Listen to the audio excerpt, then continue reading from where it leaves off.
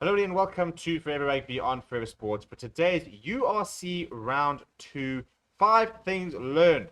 And basically looking at a couple of the takeaways from this weekend's URC action, which was very interesting. First of all, we saw 5 wins from the 4 wins rather from all 4 South African sides, which was obviously massive for a country sort of sake in terms of proving that these teams on which sort of one season wonders, and that we are actually now all of a sudden starting to dominate proceedings in the URC, which is very encouraging because obviously it still remains a very big sacrifice to move to the URC away from the Super Rugby, and we want to make sure that we sort of made the right choice. And the fact that we are getting these results, hopefully building some momentum before we sort of enter into the European competitions, the European Challenge Cup, the European Champions Cup.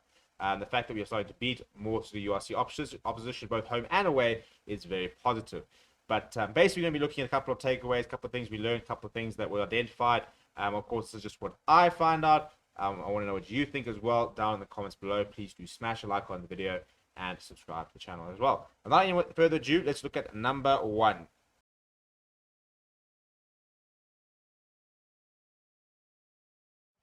Right, so starting like a house on fire, the Storm was absolutely decimated Connacht down in Stellenbosch at the Darnie Craven Stadium. And I think what was so encouraging for Stormers fans is they kind of just picked up where they left off, scoring some absolutely stunning tries, some amazing handling, and it remains the same brand of rugby that did win them the inaugural URC trophy.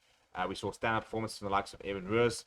We saw a really good debut come from Clayton Blommetjie, some very nice touches from there. Mine Leibach looks sort of set with him to sort of pick up where he let go. And Archiva Diamani, who people at one stage looked like he was potentially going to be leaving the Stormers and heading to the top 14, while another sensational performance from him has that move to the Stormers has been the best thing that could ever happen to him. He's playing some serious rugby. But they were just on a different level to Connacht, and hopefully they will be able to sort of continue this momentum and really sort of start to set the early tone. Because I think it's safe to say that last season took them a while to get going. I don't think anybody getting too much of a chance of winning the Rugby Championship, or the URC rather. This season, obviously, the pressure's on to perform. And they really did. They came up with a very good result and looked very good. Now, a little bit of a worry for the men in blue is that the departure of Joey Mangala does seem to affect the team quite a lot, because the Bulls' defense is looking very ordinary. They've seen a lot of tries in the opening for 2 rounds, not something a Bulls team characteristically does. And the good news for Bulls fans is the fact that on the attack-wise, they're still finding tries. You know, they've got some really good training on set moves, from penalties at 5 meters and stuff like that. Obviously, some very physical ball carriers in your Albert Lowe, Marcel Garcia, Johan Krobelaars. But defensively, they've got to tighten up. They are conceding too many tries. They got away with one this weekend. It has to be said. Edinburgh nailed the penalty right at the end. They do lose that game, and I think they'll be under a lot more pressure. So really, we're quite lucky to come away with a victory. But that is going to be a massive sort of red flag on their performance review, is the fact that it's another week and still conceding a lot of tries.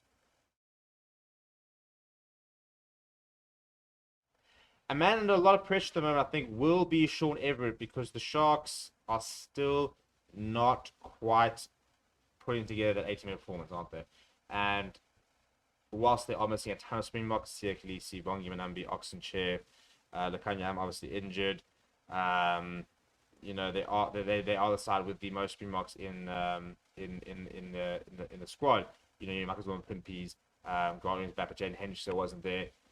It was still a very good Shark side, and I know they are missing a lot of injuries. No Lionel Cornier, for example, no Kieran Bosch at the moment. So there are a number of injuries, but regardless of the fact, once again, very lucky actually to get away with that victory against Zebra. They came out like a house on fire, and suddenly people sitting there going, yeah, this is the kind of the Sharks we're kind of hoping to see. But almost kind of imploded. And I think the frustrating thing for Sharks fans remains that on paper, this side is incredible. It's absolutely incredible. I mean, they are getting to the stage where they could pretty much name an internationally capped side who went to 15, and they literally can. Oxenchair, Bongi Manami, Thomas Tatoya, Evan Etzebeth. You need another lock there, but you got Siya Kolisi, Sikamoza Noche, Jaden Hendricks, Kieran Bosch, Max Pimpy, Aprile Fassi, the Kanya, Ryan Janssen from Rensburg. It's internationally stacked. It really is. So it's an incredibly strong side, but still not quite firing. It's not quite there yet. And there will not be a lot of patience from fans, from Paul Shaw, Everett, and his coaching staff, because on paper this side needs to be challenging for Champions Cup, Heineken Cups, URCs, not playoffs. You know, it's a side built to win trophies. And whilst they did win, and they looked good at stages, need to try and find that 18-minute performance.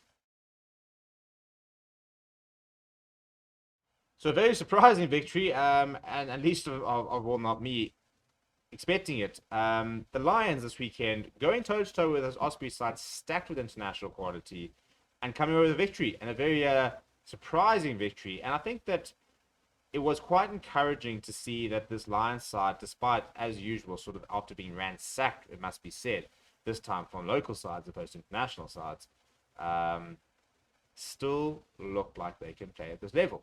And what's encouraging is that a lot of the Lions players who sort of go under the radar are really starting to step up. And we saw that sort of try being sort of created by the Smith twins, for example. But, you know, I think that the Lions are so good at managing to get the best out of the players they have.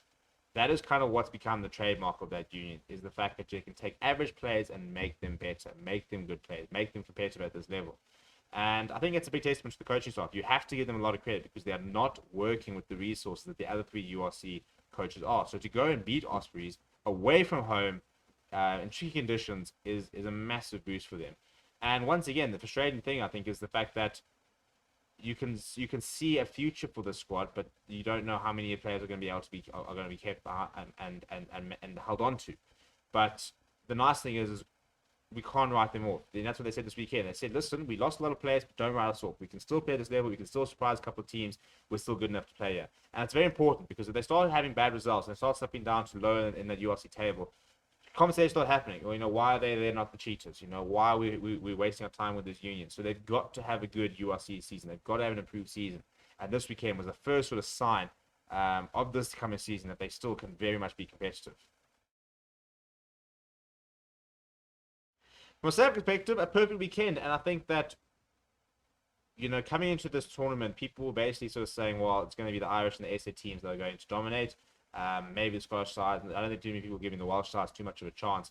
I think what we are seeing is a little bit in the terms of the international rugby is what we're seeing in the URC in terms of a changing world order. And we saw that with Zebra, for example, coming back and giving Leinster a go. Zebra giving Sharks a go. Dragons beating Munster now. Lions beating Ospreys.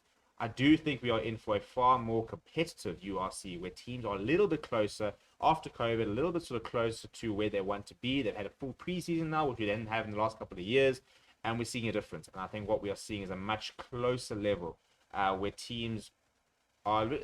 Results have been a little bit harder to pick, but the good news has been the only time South Africa has lost so far in the opening, in the first 5 matches they played is when they played against each other. So all 4 victories this last weekend. The question is, can we get a full house again this weekend? I want to know if you think we can down in the comments below. Please smash a like on the video. Please do subscribe to the channel as well. Thank you very much for watching. My name is Steven. I'll chat to you soon.